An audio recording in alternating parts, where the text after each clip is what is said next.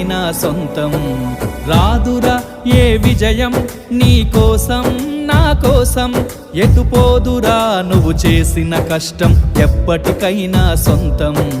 కాలంతో పయనించేవాడికి కానిది ఏముంది, సాధనతోనే సాధ్యమవ్వునని సదాశయంతో సాగర ముందుకు. రాదురా ఏ విజయం నీ కోసం నా కోసం, ఎటుపోదురా నువ్వు చేసిన కష్టం ఎప్పటికైనా సొంతం.